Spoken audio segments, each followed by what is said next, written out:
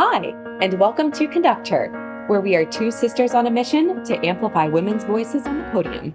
Join us as we interview leaders in the field of choral music, share resources, and build a community for current and future teacher conductors, all while exploring the gender divide. I'm Kyra Stahr. And I'm McKenna Stenson, and we are Conductor.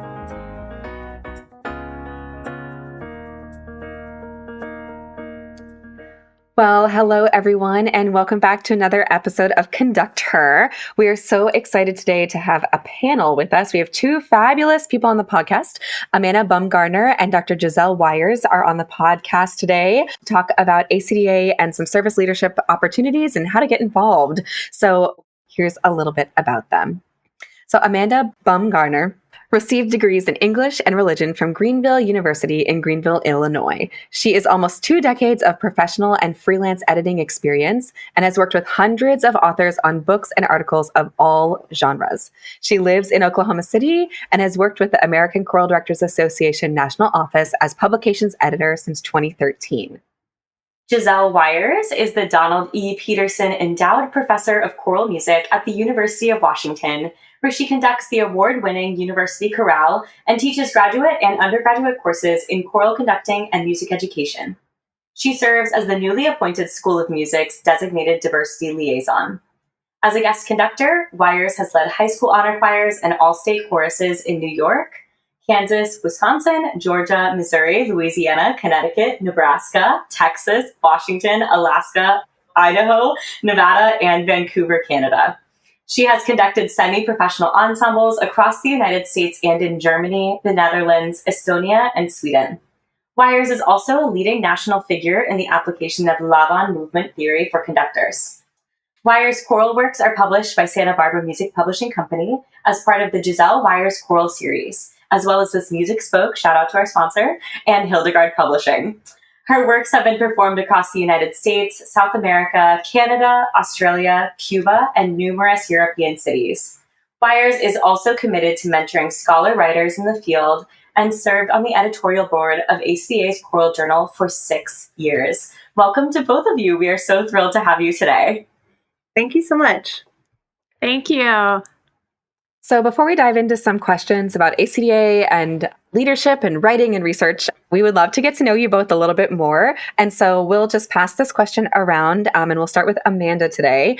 We would love to know, how did you come to music? And I know, Amanda, you have a little bit of a different path to this question, so not choral music specifically, but how did you come to music? I play violin. I've played since the 4th grade. So I know it's orchestral side, but I've always had an interest in music. I still play today. We play at church sometimes and that kind of thing. I've kept up with it. So I've always been familiar with music, but the choral side of things, definitely not where I have expertise. I left a job that I hated and I was between jobs and I was just applying for anything and everything related to publications and editing. I had worked at a small book publishing company, and then I had also worked for an online retailer, kind of writing product descriptions and things like that. And so I was just applying for anything. So I saw the job posting with ACDA. I don't even really remember where I saw it. I don't know if I was what they were looking for, but I was just applying for anything. So I applied and they brought me in for an interview. I met everyone and I don't know, here we are. It's worked out pretty well for me. I've just been introduced to the world of choral music and all the wonderful people, and it's just been great. That's amazing. We love hearing everyone's journey, and I think this is one of the most interesting and exciting that we've heard. It's really great to hear about all the way back in 2013, so over a decade of experience with the Choral Journal is pretty incredible from just seeing a posting and applying. It's amazing. Mm-hmm. Giselle, do you want to share a little bit about how you came to music and maybe choral music specifically? Yeah, sure. Well, thank you so much also for inviting us both to be here. I've listened to your podcasts before and love it. I mean, I've always loved music and I started kind of more on the instrumental side. I played flute for a long, long time and piano. And then finally in high school, I started getting more interested in choir. And I do think it was very much related to the climate in the class, that the band, there was just a lot of yelling happening in band from the teacher's side. And then the choir room was just a really welcoming place. And I was accompanying a little bit, sometimes the choirs as well. And I found a real home there. When I went to college, I was not intending to major in music. I had always had this very conservatory model in my mind, thinking that musicians were like Amanda, like violinists and like concert pianists. And it just took me about a year to really get my footing and realize that the hobby was definitely also going to be the thing that I needed to do for a living.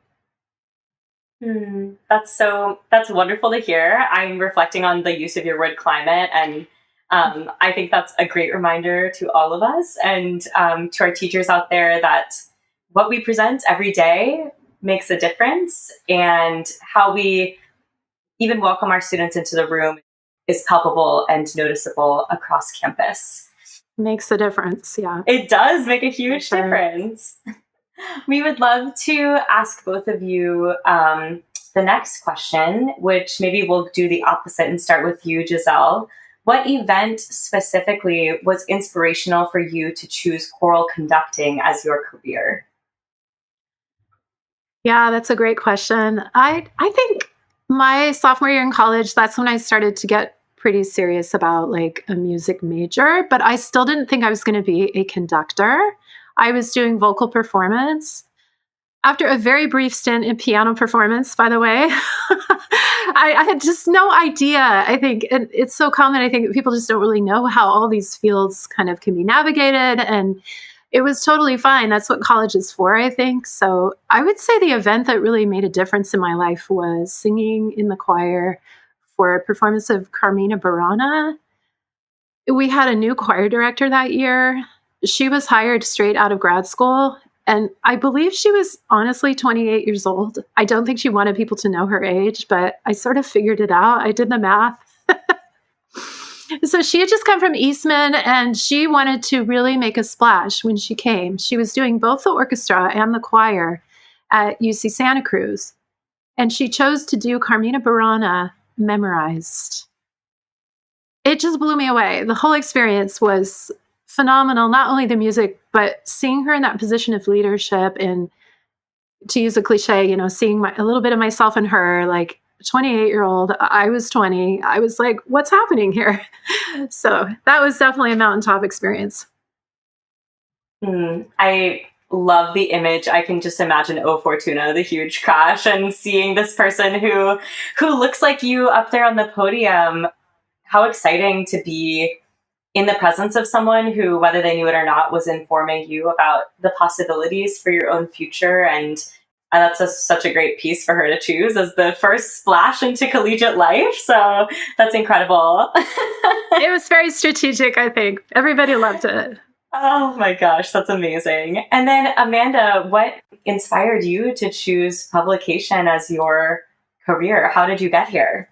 I was talking to my husband about it earlier because I think it is kind of an interesting profession or bent, I guess. In college, I just was always the person that loved to get feedback from my professors on my essays.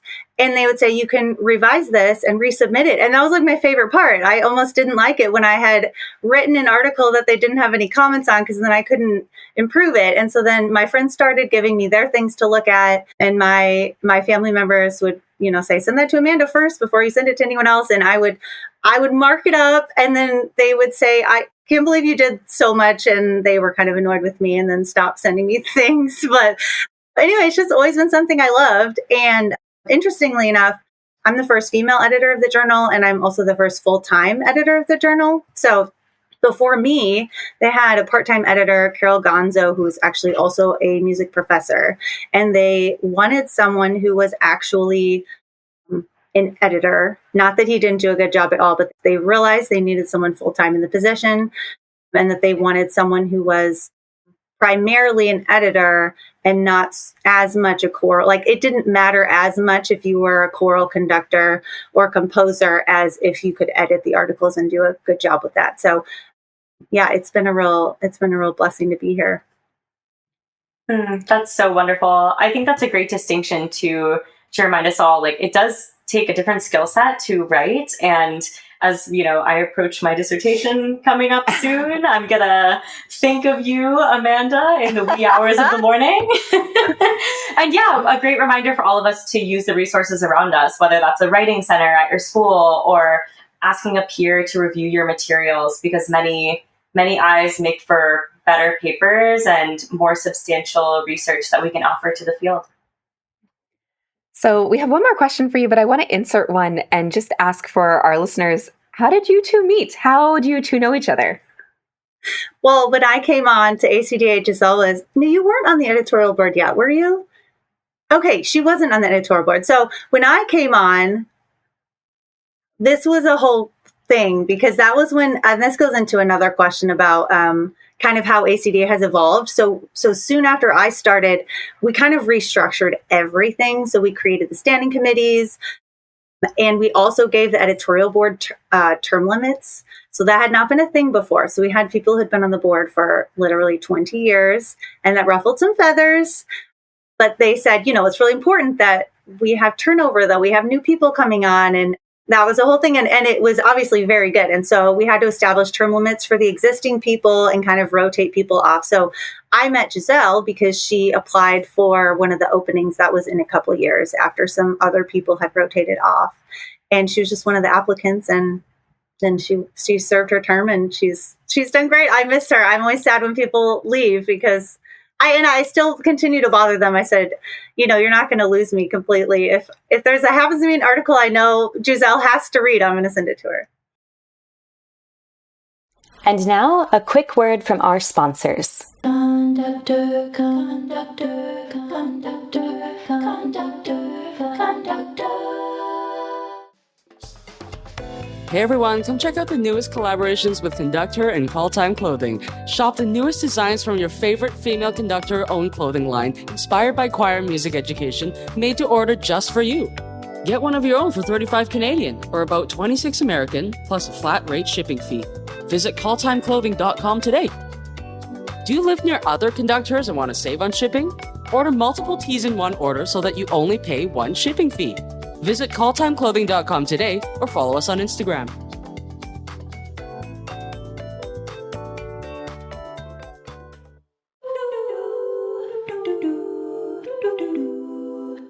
And we're back. Yeah, and I remember even prior to Amanda, going to one of my first ACDA national conferences and going to an interest session that was about publishing with Choral Journal, and taking copious notes of oh, this is the formula. How someday maybe I could do this. And that was years before I even attempted to publish anything with Choral Journal. So it's been a long journey, but Amanda, you're just so great to work with. It's been awesome. Well, that's wonderful. I just wanted to give a little context for the listeners, because we know a little bit of the backstory, but it's pretty amazing to hear how you two met and have been a part of that experience. Our last intro question before we dive into more of ACDA and more about all the things that we're excited to chat about, we would like to know if there was anyone that you'd like to shout out or reference who has been influential in your journey to getting here today. Well, I can say Hillary Epplestadt. I'm sure everyone knows her. She is wonderful. When I went to my first ACDA conference, obviously I'm not a choral person, and that was never, they hired me knowing that wasn't a secret or anything bad, but I felt very much imposter syndrome going to the conference and listening to these brilliant people talk about these things I didn't really know about. And some of the people I found really intimidating, and Hillary is just such a gentle soul, and she's so kind. And she was also on the editorial board for a time. She was the ACDA interim executive director for a time as well. So she's just been all over the place. And she's someone that I routinely go to. She knows the organization so well, and she knows choral conducting so well. And so she's just really been a helpful guide with all sorts of things over the years. I guess on my end, I would reference the conductor I mentioned earlier. Her name is Nicole Paiement, Paiment. She's French Canadian and is now doing mostly opera conducting in San Francisco and with the Opera Parallel Ensemble. She was very encouraging and sort of demystified what it might mean to be a conductor and what it might mean to be like in the academy as a professor. I think she was also like very honest.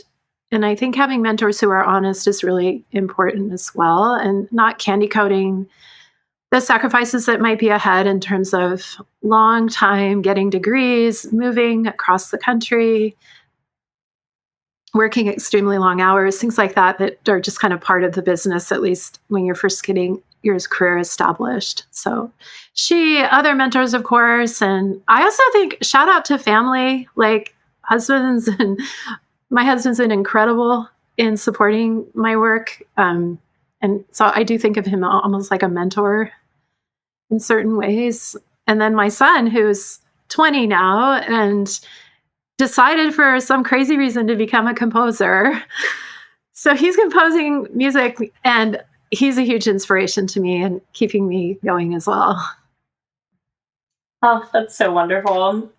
I was thinking while you were talking, Amanda, just about how important it is to be in the field, and as someone who has resources like Hillary Appleschott, who is so generous with her time, just to continue to remind ourselves of you matter and you may be making a difference in someone's life just by taking them to a session or offering to get a coffee, and just that our time is valuable. And sometimes that kindness and appreciation is just a small gesture of our time, but it makes a huge difference for someone else. And then when you were talking, Giselle, I was thinking about our family, and both of our parents are musicians. So McKenna and I were really lucky, I think, to have a very clear idea of what it meant to be a music major. And they were very honest when we were growing up about the pros and cons of becoming a full-time musician, thinking about the practicalities of how do you make a living and what does it look like? What are the options?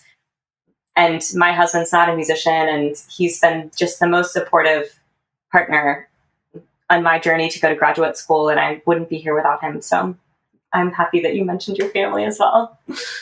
Our first real dig-in question for both of you is, could you talk a little bit about the mission of ACDA and why you think it's important for choral directors of all ages to become involved? So I don't know which one of you would like to take the question first, but feel free.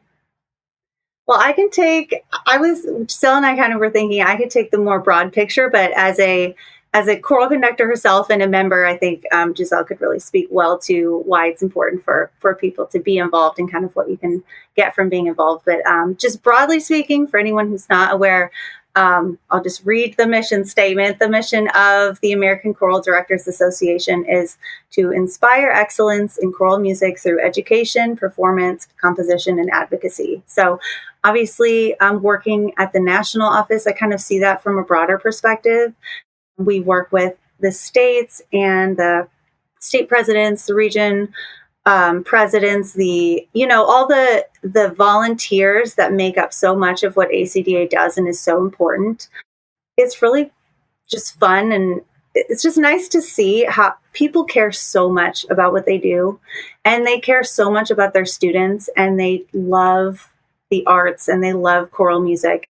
I know I work there, but I really do believe in the mission statement and just inspiring people to make connections. And, I've personally just seen people share stories of, I went to my first ACDA conference and I met this person and they've become my mentor, or I sang in this honor choir, or, just the ways in which it really is a good networking tool. I think that there's so many people that really want to help and are open to connecting with people, even if they're not in your state or your region, and just all the events and things. I really think there's a lot of ways to get involved, and it really is an important piece of making people not feel so alone.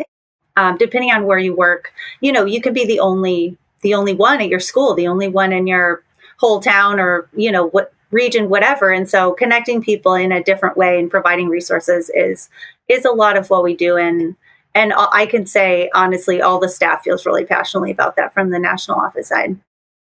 Okay, well, on my end, I echo everything Amanda said. I feel like most of my closest colleagues and really a lot of my closest friends have come from ACDA and just being at conferences in particular. And it doesn't even have to be national. Like when I first started out, I know I was a little bit starry-eyed about going to a national. And I went, but maybe it took me a little longer to break into meeting people. But at the state conference, I mean, here in Washington, we have something every summer that is just very welcoming. And so having colleagues is so key. And I also just think it's the main hub. Like ACDA is the place, where every choral professional has a place, people with church choirs, people with community choirs. It's really a very broad kind of organization. And yet through the committees that Amanda mentioned, through like the smaller conferences, I do feel like there are direct ways for people to get involved, that it doesn't feel like an impersonal organization. And I think one more plug I want to put in just for ACDA for like early career professionals is that the student rate is so reasonable. Like for a year registration for the whole thing, like for a year for the membership is $15. And then, you're able to just see so much more of what's happening nationally and even internationally. So, yeah. I absolutely agree. It's been interesting. I think Kyra and I were really aware of ACDA from a young age because we grew up with a choral director as our mom. So in terms of whether that be at the state level, like you were referencing, all the way up through the national level, we had some unique opportunities to sing in some of the honor choirs and to take part in some of those events and see the impact on our mom's career as well. So how she would come back invigorated, or like, oh, look at this new exercise I learned in this session. And so we were very informed from the beginning. But I remember, first off, moments that I am a choral director came from ACDA conferences. So singing in an honor choir under the direction of Lynn Gackel changed my life. Getting to be a part of a group that premiered Oliela's Tundra, it was life-changing. So I think it's a reminder that no matter where, whether it's student or pre-service teacher or current field member or insert wherever you might be along the way, I really do think ACDA at all of the levels tries to create a space for people to be a part of it. As we know, every organization is still working on their spaces, but I think I always see so much work from ACDA to keep expanding and opening and welcoming. And that was something I always admired as a teacher myself and as somebody that's involved in the organization. So for both of you now, would you share, we've heard a little bit about your roles and how you met, but what are your roles currently related to ACDA? And then how did you first become involved? So we know a little bit from Amanda, but there might be more to share there. My official title, as it were, is publications editor. So we're talking mainly about the Choral Journal. We also do have 2 other publications. Mm-hmm. So IJRCS is the International Journal of Research in Choral Singing. And that is online only. It's published as a year, and we just add articles as they're published online. And those are, as it says, it's research articles on choral singing. So they're much more analytical, they're much more research based, and they're like research study type articles. And they have a separate editorial board, and then it's managed obviously here when we do the layout and help with the editing and that kind of thing.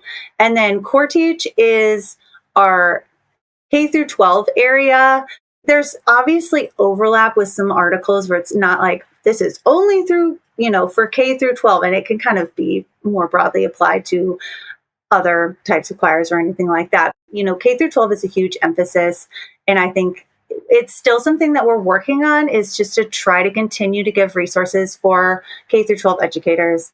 We recently moved it to be inside of Choral Journal as like its own section. So we're still kind of working through that. But that is another area where people can, I think, primarily for submissions, there's a lot of work being done in the K through 12 area. It's so interesting to see the sessions that people are putting out, and the I'm a middle school choir director Facebook page, and people are always posting goofy things about working with middle schoolers. And I think there's just a lot of knowledge there. And people might think, well, I can't write anything because it's not a scholarly 6,000 word research based, article. But I think that sometimes that doesn't lend itself to that. And it has to be more practical and maybe shorter, and not to say it's not well written, it's just maybe different. And so that's a place where we also encourage people to contribute. And that's like an area that we're also over. So that's kind of what I do. I manage all the publication aspects of what we put out for people. How do you do it? Well, so impressive. That's why they needed a full-time editor and not a part-time editor. Yeah. Wow. Cool. So I joined ACDA as a grad student. I was at Westminster Choir College, and it was just sort of assumed that all the students would be involved with ACDA, and the professors were like doing guest choirs and, honor choirs and special presentations. And now, a quick word from our sponsors. Conductor, conductor, conductor, conductor, conductor. Hi, I'm Jocelyn Hagan, composer and founder of Compose Like a Girl, a choral series dedicated to empowering composers who identify as women through mentorship, publication, and promotion. With over 30 pieces in the series, with many different voicings, we're showcasing fresh, compelling music like Womankind by Emily Drum, The Infinity of Space by Ritika Bhattacharjee, and When I Become an Old Woman by Sherry Blevins. Explore the catalog at jocelynhagan.com/composelikeagirl and graphitepublishing.com. And we're back. And then I guess my next level of involvement was probably some publishing that, as I moved out of my doctoral degree and heading into my first tenure track position, one of the ways to help buoy my tenure track kind of portfolio is publishing. And something I think that we aren't always given credit for in our field is that, choral conductors, we are also writers. We write program notes, we write letters to the editor, we write letters to the school boards, we do CD reviews. I mean, we're out there. And so I decided I wanted to kind of give myself a chance in that area of things, and ended up writing a few different articles for Choral Journal. So then I got to be an editor, which was like kind of an incredible experience, like really an honor and fascinating also to just see all of the different proposals that come in and kind of get a sense of like the cutting edge of what people are talking about in the field. Like even before anything should necessarily be published, you kind of see trends and things that are happening with, people who are getting out of grad school, let's say, and writing their first articles. So another piece of what I do at ACDA is the Standing Committee on International Activities. And that's been really great working with Josh Haberman and Wendy Moy and the other members, just talking a lot about helping to select the international exchange conductors. And this year we have a whole cohort coming from the Philippines to our national conference. And then a cohort of American conductors will be heading down to the Philippines in October. So that's also been a really fascinating way to be involved. That's so incredible. With the field, thanks you for all of your service that both of you have done. And it must be amazing to kind of get that bird's eye view of what's going on. It would be, I would think, kind of similar to planning one of the conferences where you know what's going to happen ahead of time and then get to sort of put the faces to the names. And that must be so exciting. We were wondering if you all could talk a little bit specifically more about the Choral Journal and maybe discuss how you think it's impacted the field. I think that, to echo what McKenna said earlier, ACDA has always been a really welcoming place, and I think is becoming more and more so throughout the years. And I love that you all were part of the change to institute term limits and to kind of encourage the field to think maybe more progressively about how we can not only help those who are in the field, but those who want to enter the field and create more opportunities for everybody to come together and to not feel so lonely, to not feel so isolated. So can you all talk a little bit about the Choral Journal specifically and what the impact of that publication has really been on the field? The Choral Journal is kind of ACDA's, I don't want to say main publication because we do have the IGRCS and Core Teach, but it has been the original publication since 1959. You can go online, you can scroll all the way down to the end, and there's a 1959 January journal. It started more as a newsletter. So it had, a list of new members, and it had more newsy type things, conference related activities, that kind of thing. Over time, it's obviously evolved. And, Giselle can speak more to this, I think, as someone in the field, but I just constantly hear, I read this article, I either learned something or tried something and implemented it, or they refer back, people email me, I want to find this article from such and such, whatever. So I'm not silly enough to think that everybody sits down and reads it cover to cover.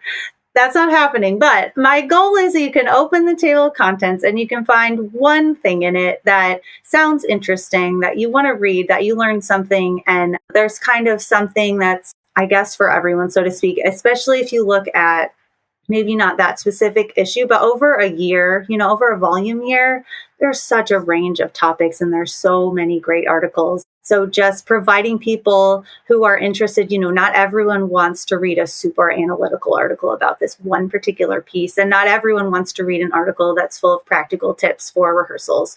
And so, but you need to have those every so often.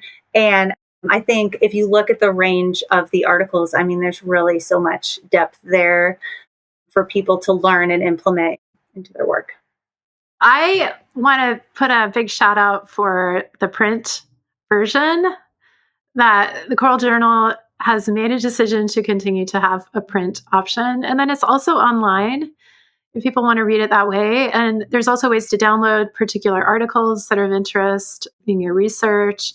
The Choral Journal, it is just very vast, but also has the ability to tackle a lot of specific issues in our field and evolving issues that we're all kind of grappling with and trying to understand. It is a scholarly journal. It is also peer review and blind review. And this is something that even my cohort of grad students who we've been doing a scholarly writing for conductors class this year, some of my grad students weren't aware that it is blind review. So it is definitely a vehicle for scholars and for people who are establishing themselves in the field as academics. And it complements, I think, the important work that we see, like with Chorus America, their journal, NCCO, NAFME. All of these vehicles are really important. But I always grew up and still continue to believe that Choral Journal is sort of like the pillar that kind of holds everything together. I love that so much. I was just struck while you were talking a little bit about the feeling of watching my mom's article get accepted to the Choral Journal, wherein she wrote her dissertation on Schoenberg, and that was a really specific topic, really specific piece. Hello, Mom. I know you're listening. Shout out to De Profundis. And just to see the joy of her hard work, and you work so hard on that document when you're in doctoral school to really get out there like a comprehensive resource for people, but then to have an article selected, I think is so much more tangible and really provides a sense of confidence and affirmation to those who are picked of, wow, I have something to say and somebody cares. And this might help someone else unlock something in their own teaching or just their own thinking.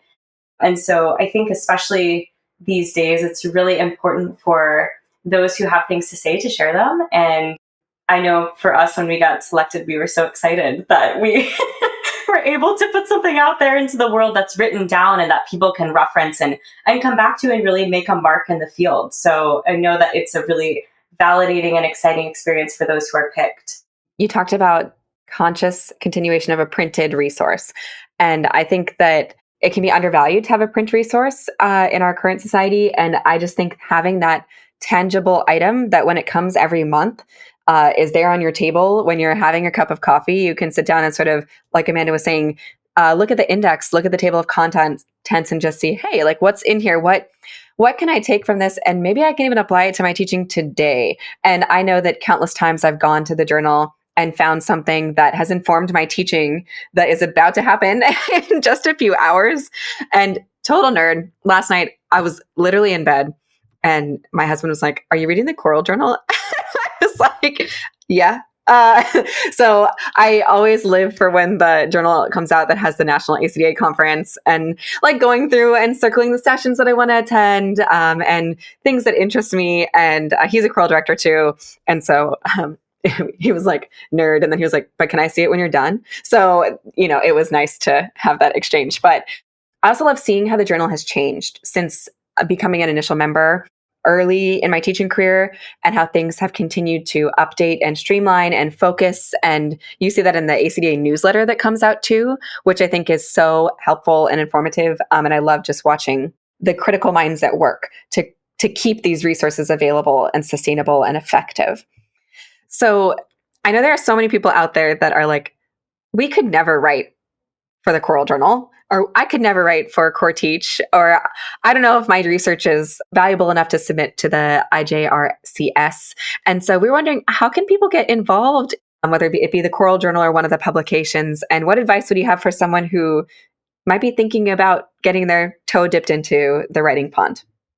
I was thinking about this question, and I just think it can be very intimidating.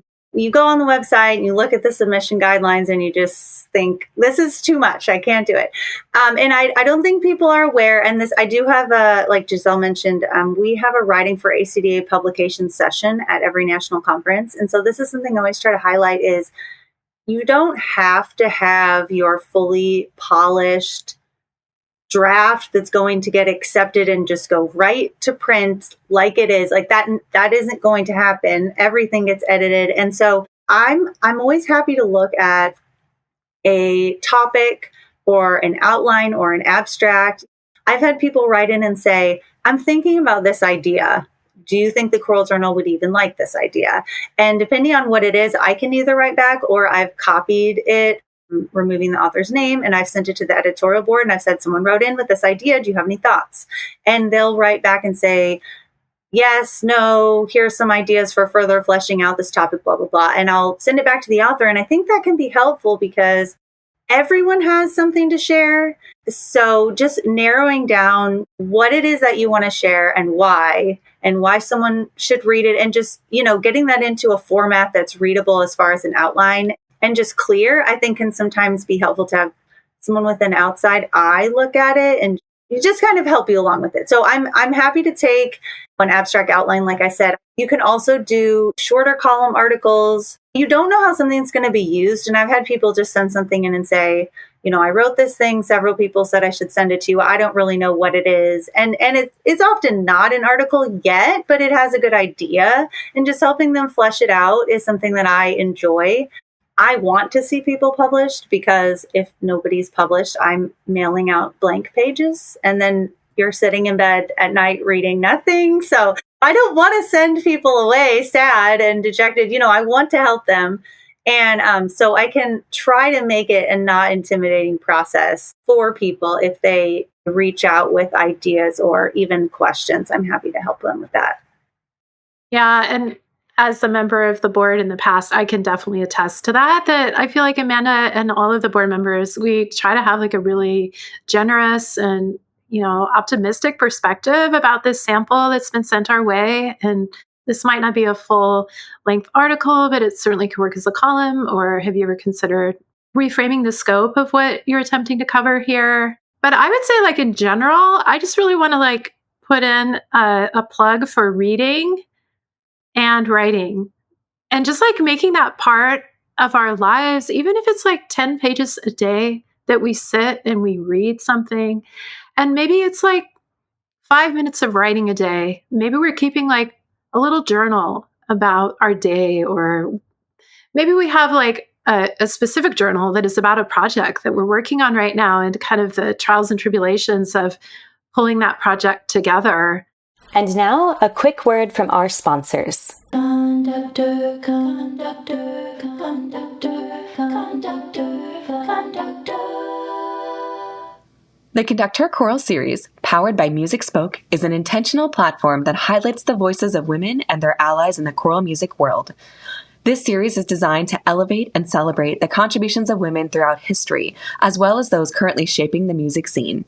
its name, Conductor, intertwines the role of a conductor with the concept of empowerment and the recognition of women in music, a field where their contributions have often been overlooked or underrepresented.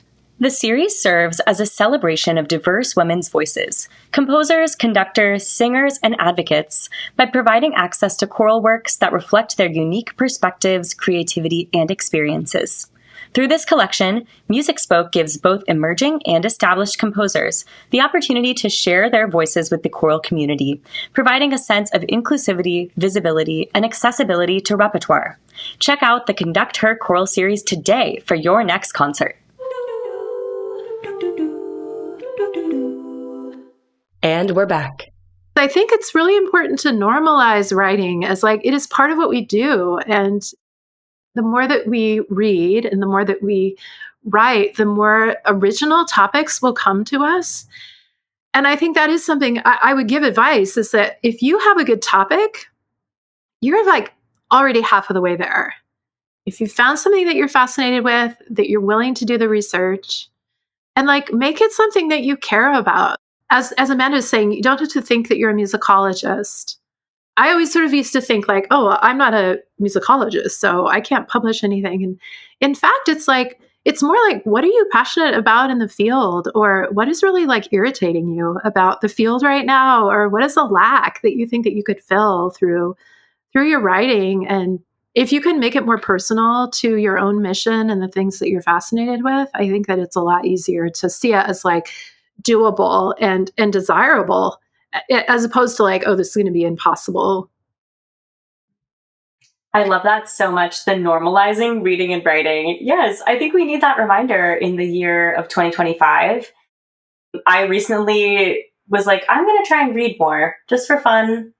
And even if it's only an audiobook as I'm going to sleep, or a couple pages a day of just, I am enjoying some light romantic comedy in the form of books. And that's really made a difference for me in my happiness. And I don't know, it just is wonderful to kind of let your mind wander and explore and think about something different. And I was pondering the writing situation because I've never been able to journal.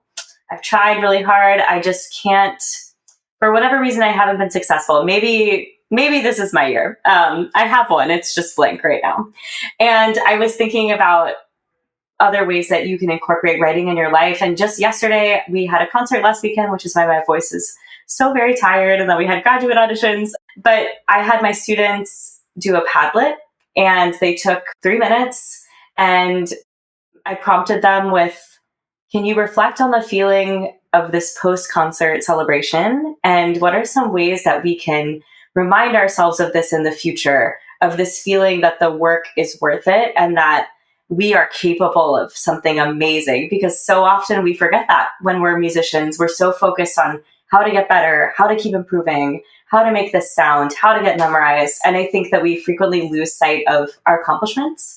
And, that was super brief. It wasn't an essay, but I had them write something down and then read it out loud. And I'm like, when is the last time that you did this in a class or in your life or to a friend? And now we have a living document that we can go back to and reference in 8 weeks when we're getting ready for the next concert and they're feeling bogged down. So I love that so much. I think as musicians, it's easy for us to sometimes get isolated, even just in our own work. Maybe socially, we have all of these wonderful mentors and we just kind of forget that we can take a breath. And I love that the Choral Journal is an option to reinvigorate our teaching and our love for music without going to a conference, without having the amazing time at ACDA National. It's just a quick refresher. You both have said some wonderful things that I'm continuing to reflect upon ACDA and the journal and publications and writing. And I teach choral methods here at Florida State. And we pulled an article by Cody Raven Morris related to social emotional learning. And so just as a reminder, the reading and writing aspect is also something to continue to pass to next generations, and to remind pre-service teachers that there are resources once you leave your institution where you are being supported daily, maybe by teachers. And so I think the journal can also serve as not only that reminder, but then, as you both have said, what's going on in your life, whether that be reflecting on the concert or the creative project that you might be working on. And sometimes I think as a young teacher, I thought, well, I don't have anything of value to say or to share. And I just think that's not true. You don't have to be in the field for 30 to 40 years before you get the opportunity to let your voice be heard. And I feel like both of you have reiterated that. Giselle, you were nodding. Did you want to add anything in? Yeah, I was talking with my students yesterday, sort of in preparation of discussing this with all of you. And one of the things they were reminding me of, I guess, is just that when you're a young scholar or a young student of any kind, you don't necessarily think that like you somehow would be the one. You have the agency to talk about this thing in writing. Oh, surely it's someone else. It must be a teacher of mine or someone who's been doing it for 20 years, like you mentioned. And in fact, like, as long as it's something that is really rooted in who you are and your identity and the ways in which you're already working in the world and in the research that you do. And yes, you do draw from those of the past, but yeah, it's so important, I think, for people to believe that the time is now. And why not send something to Amanda? And she's going to be like right there waiting to like respond and offer ideas. I love that so much. I think that validation of like, yes, you have something to offer the world. I found myself like enthusiastically yelling that at my students the week before our concert. I was like, you matter. What we do matters. What you have to say matters. How you think and act and operate in the world is important. And what a great reminder for all of us to just take a leap. You've each kind of touched upon the idea of determination and coming back to something, floating ideas out there. And we were wondering if you could talk a little bit about how to handle rejection when something's not accepted. This is a huge part of our career. You don't get into the program, the conducting institute, whatever you have it, you will be rejected time and time again in the field, even if you're extremely successful. So can you talk a little bit about rejection, specifically related to the Choral Journal, perhaps, and then also broader, how to just get back on the horse and keep going? Well, I think that one thing is I always send notes to people back. So I never just say, nope, you're terrible, goodbye. I definitely try to give authors a clear understanding of why the feedback is what it is and share the feedback in a way that is helpful to them. So sometimes the notes or the suggestions for the article are beyond the scope of what the author wants to do. So, it's kind of changing the article, or that's not what they're interested in. And so in that case, I totally understand, and there might be a better publication avenue for them in a different journal, which there are others, and that's been sometimes a recommendation. But sometimes it's a no for right now, and I suggest you resubmit. So in those cases, it's a good topic, or it needs a little bit of tweaking, or it needs, and I try to provide those notes as much as I can from the board, so that they really have a clear understanding of what it is. Generally speaking, about 30% of our submissions are just rejected as a no. Another 50% are either accepted or asked for a revision. So I don't know what people's perception of those numbers are, but most people are being asked to resubmit. They're not just being rejected out of hand. And so I think that should be encouraging to people. You have a higher chance, at least, of getting some notes back that can help you to revise your article. And you're welcome to ask questions if you don't understand something. I think that one of the things people do sometimes is I'll share notes and feedback from the board, and then they will write back to me explaining everything. And I'm thinking, if a reviewer left a comment about it, that means it's unclear in some way. And so writing back to me and explaining it, it's not going to help the reader, and it's not going to help the article. So I think just kind of taking a second to think about the notes, ask a colleague to read it over, consider the feedback, and just send a revision in and see what happens. I think is one thing that I would definitely suggest to people, is just not be too sad when it's rejected. Or Giselle, do you have any thoughts, I guess? Yeah, absolutely. I mean, I think it's totally good to know that you will receive feedback. I mean, even that part, when I first submitted, when I was, just kind of getting into my career, I wasn't really sure exactly what would happen. And I sort of thought that it was either I'm going to get it or I'm not going to get it. And so I think, Amanda, what you're saying is that this is a process. It's like you're going to send the very most polished idea with a topic that you feel good about that is relevant to today's readership. You're going to know what's been published in the past year in the journal. You're going to do all the due diligence. But then maybe you're going to get some suggestions for revision. And in that case, it's not as though something has gone wrong. It's in fact just that maybe the editors are asking you to deepen your work. Maybe they're asking you to shorten it a little bit. Maybe you've come in with half a dissertation and we can read that and see that on the page. And we're thinking, no, that's not quite what the readership at large is going to want.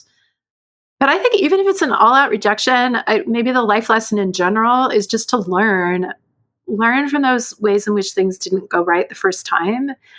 And just keep at it. You are capable of way more than you think you are. And you're going to learn from that process and you're just going to get better. I love that so much. I was just going to say, we resubmitted our article and the first one that we sent was so weak. I mean, it we did the best that we could in the time that we had. And it fails greatly in comparison to the article that we wrote on our second attempt, which I think, again, echoes what you were just saying, Dr. Wyers, about, we're capable of more. And sometimes it takes somebody encouraging us to really think thoughtfully about what we're trying to say. And I've seen that in terms of my own writing, whether it be a cover letter or the CV, and there's always something that you can improve and grow in. And I think that that's what makes writing so exciting. It never feels like a final product. There's always something that you can make a little bit better. I think too, watching now in my current role, having gone through my own dissertation process and completed that document, and it is now out there in the world. Great. And now working with students who are writing their own dissertations, I think one of the things that I did during that time and during the process that we were working on some writing for a choral journal and just trying to codify thoughts was just to set a timer and to free flow write. And I think that oftentimes we judge ourselves. We are our own worst critic.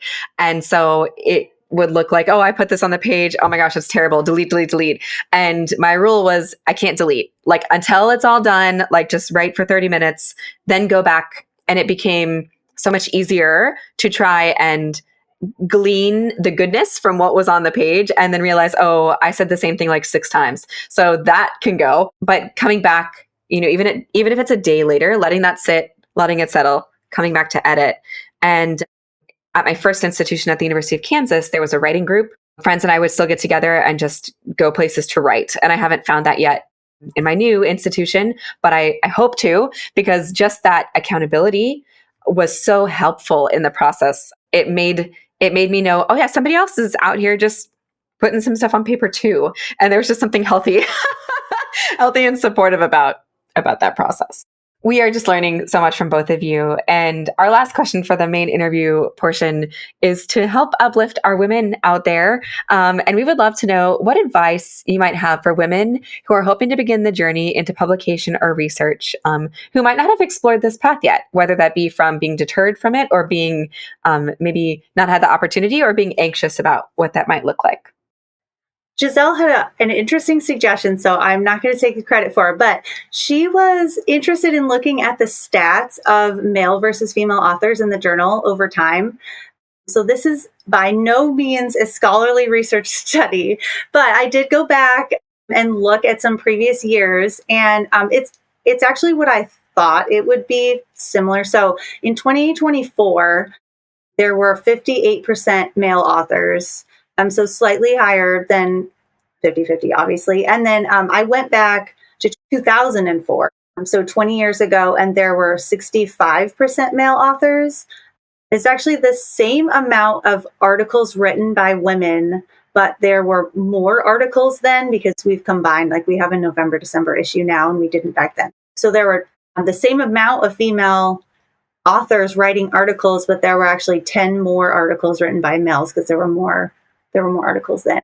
And I think it would just be interesting, maybe in my free time, to just go back and kind of look through some more of those articles. I think it would be interesting to see, because I do think that just anecdotally, from what I'm seeing, there are more women submitting and getting published. I also think, and this is purely anecdotally as well, but just kind of scanning through the archives, I think that the articles that were written by women were more K through 12 voice related, and the ones that were more scholarly or about specific large pieces or composers were written by men.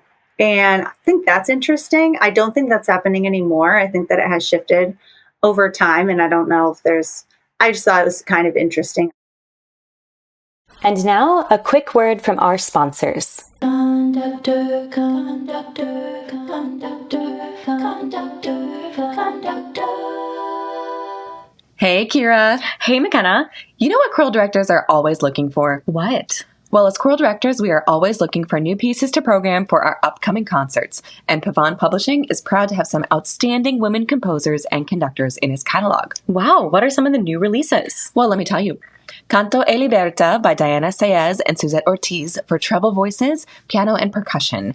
It was premiered under the direction of Dr. Iris Levine from Conductor Season 1 and is in her Pavon Treble Choral series. Ukrainian composer Irina Alexichuk's Holy Lord of Hosts is stunning and was premiered in the U.S. by Grant Gershon and the LA Master Chorale. Grant has launched his new series with Pavon in support of this remarkable composer. Zenaida Robles, one of the most sought-after female writers, will have her latest composition, The Summit is Nigh, premiered at the ACDA National Convention in Dallas this March. Again, a Conductor Season 2 interviewee. Janaea Robison, conductor of the Lutheran National Choir, has 2 new offerings, an SATB voicing of her successful setting of I Wonder as I Wander, and new editions of Bach's cantata BWV 118, with alternative lyrics that enables performances from Advent and Christmas to Palm Sunday and Easter. Check out Pavon Publishing today at pavonpublishing.com.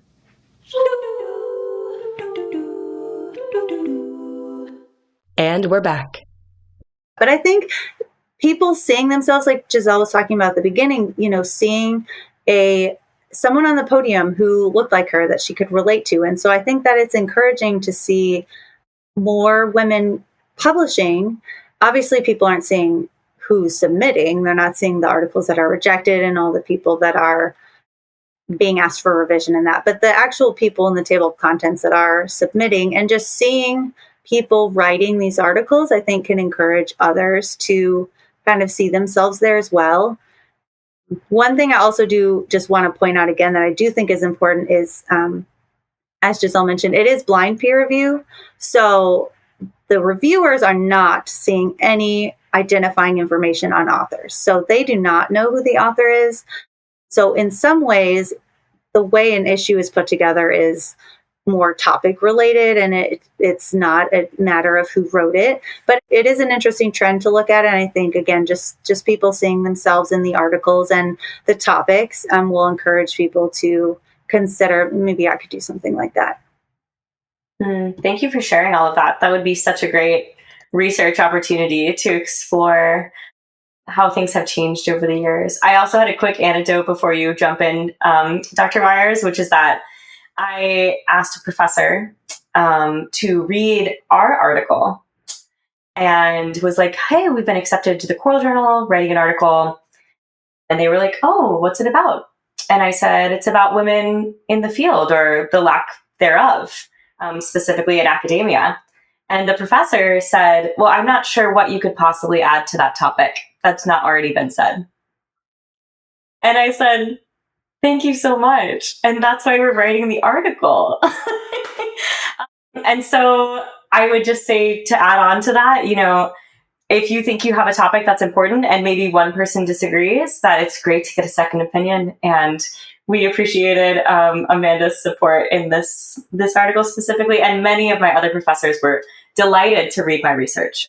But things we say and how we say them really makes a difference. Oh, thank you for sharing. I know that it's a vulnerable thing to share anytime you've had a difficult conversation like that. I do think that this is something that we all encounter and really being able to follow our North Star and feel really grounded in that. And also not being afraid to, ask a few people to look at it. And I remember once I shared an article that I'd published in Choral Journal, with a music historian, and they didn't really know a lot about Choral Journal because it's not their main musicology publication. But there was a nice feeling of connection and rapport there that, I see what you're doing and I appreciate that, but I know that it can go any way, and that certainly does not make it less important. I think that the article you wrote was based in a little bit some of the research that one of my grad students did, Elizabeth Churland. She wrote a whole dissertation about women in academia and how few female professors are full professors. So there tends to be a lot more adjunct and, shorter contract positions that women are holding. And it could be for so many reasons, but I think one of my advice I would say for a female writer, female identifying, is just that you will want to think about your time blocks and really hold yourself to some kind of a ritual or a regimen per se, because the first article I wrote, I was literally traipsing through the library while in labor with my baby, and I did not know I was in labor. Obviously, I would have just gone home, but I was just sort of feeling kind of uncomfortable and thinking, you know what? I'm so bored. Being pregnant is so boring. I just want to get somewhere and do something of value. And then once he was born, I was finishing writing the article, and all of this came just through time blocking. So whether it's setting a timer, like McKenna mentioned, or setting aside, even 1 hour at the end of the day, I think that's a piece of it. And then also just believing that what you have to say really matters. We need to hear from everyone in our culture, whether it be women or the more diversity, the better. So don't be afraid to put yourself out there and kind of see where it goes. I feel like we can put that on a t-shirt. Just Don't be afraid to put yourself out there. And everyone, put it in block quotes. It'll be great. Forget about the see how it goes. That'll go in the back, right? Yeah, put yourself out there. But it really is so important. And if you are out there and you've had that inkling of I might have something to say, then you do. And there's help to guide you, which I think is one of the most important takeaways from this conversation, that you're not alone in your journey toward publication. You're not alone in your journey toward developing a research topic or a research line. And if you're listening to this and you haven't gone to ACDA National yet, and you haven't gone to that session that's going to be there about submitting to the Choral Journal or getting started in that area, that would be a great conference session to add to your agenda. Well, we just thank you guys for spending some time with us today. We have some fast 5 questions that we end the podcast with that we'd love to ask you. And Amanda, really excited to hear your answers to some of these. If you don't have them, feel free to pass. I'll pass. That's allowed. Yeah. You can help me out. It's fine. Oh my gosh. Okay, well, McKenna, would you like to ask the first question? Sure. So we've modified this one a little bit, Amanda. We are wondering if you might have either a favorite is a strong word, but a choral journal article that you might recommend to the listeners, or for Giselle, something, a choral octavo or composer who's on your mind right now that you might share with our listeners. I will plug some upcoming content in the journal, if that's okay. We have a focus issue on Samuel Coleridge Taylor coming up for the 150th anniversary of his birth. So that's exciting. And then we also have a focus issue that I will just call Expanding the Canon. And that's going to be later this summer. So I'm really excited about both of those. I think that they're really timely and people are going to love them. So we're working on that right now. Cool. This is so fun. In terms of an octavo, I really am interested. I'm working also on a piece called From Scorched Earth. It's by Katerina Guimond, and she's a Canadian composer. I see you nodding, and, already really well known for her piece Fire. I think that was one that a lot of people really were fascinated with too. But From Scorched Earth it's about the climate crisis and in particular wildfires that had devastated Canada a few years back. But it's a very beautiful piece, and it has quite actually an uplifting message by the end of it. So it kind of goes on a journey that's quite nice. We love Katerina. She was on the podcast last season, so you'll have to send our episode to your students, Dr. Wyers, and they can learn more about her. All right, this is a question for both of you. What is one misconception about you? I don't feel like I speak as well as I write, so this whole thing is stressing me out. But I think maybe sometimes when I call it off duty. So when in the evenings or on the weekends when I say a word wrong or use bad grammar, my friends like to call me out, and I say I'm off duty. So you can't expect me to be perfect all the time. I love that, and I've not, just to affirm you, I felt that you were both very well spoken this whole time. So absolutely, this is where it all starts to fall apart, right? Yeah. Near the end. I would say some people in the past have seen me as being like really energetic and really like kind of bubbly or cheerful in a way. I think a lot of that just comes from the fact that I actually enjoy what I do. And I really love being with students and I love conducting. But I actually have a whole different side that especially comes out in the summer where I'm much quieter. I can be shy. It can be hard for me to pick up the phone and call somebody and invite them to do something. So I have this whole other side that's like much more like internal, thoughtful, maybe a little more serious that comes out maybe later, not right away. I love that. And I think the more I grow up, the more I lean into that as well. I feel like I never used to identify as an introvert in any way, shape, or form. And now I definitely identify and understand, at least I think I understand introverts a little bit better, as I cherish quiet time. Today is my son's 9-month birthday. So quiet time is new and very fleeting, but in the best of ways, because getting to watch him grow is the best. So yes. All right. So the third question, what is one word to describe you as a conductor or an editor?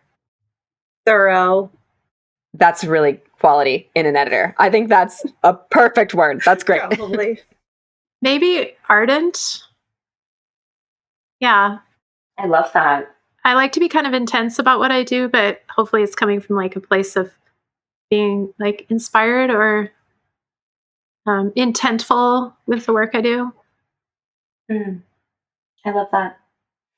All right, number 4 is silly. Completely turning the page on that concept. And it is, would you share a blooper for you, Giselle, perhaps a choral blooper that you've experienced? And Amanda, I don't know, this could be just a blooper in your regular life, or in maybe you accidentally had a typo that didn't get caught and there was something exciting that happened as a result. So any bloopers that you two would like to share? Well, this is a blooper that hasn't happened, but sometimes I secretly think that I should just put a random word like elephant in the middle of an article and just like see if anyone notices. Is anyone reading this? But no, I would never ever do that. But sometimes I just think, what would happen if I did that?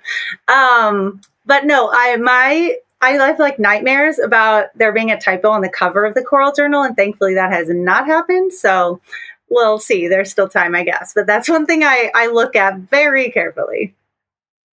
Amanda, I love that. That's hilarious. Throw that elephant in there. Yeah. I can't think of a blooper right now. I would say though that I just get really goofy sometimes, like almost exceedingly. It gets a little out of control. It just because I have so much fun and my students trust me and I trust them, and so I can think of like rehearsals where there's been like jazz hands have happened, or suddenly I'll try to show them a yoga routine that I've been working on. And I remember one time working with a little madrigal choir at my previous institution, and I was trying to get it to be like more buoyant and kind of lively, and I was going down some rabbit hole about a disco crow. And I think some people out there might still remember this, but I think that was a low point, but it's also fun to return to it. It's very silly. I'm really excited to get to know more about Disco Crow, just so you know. Like one day that's going to be a great conversation. That's wonderful, both of you. Also, I think it'd be great if Elephant just appeared in every episode and it was almost like a little carrot. A little carrot.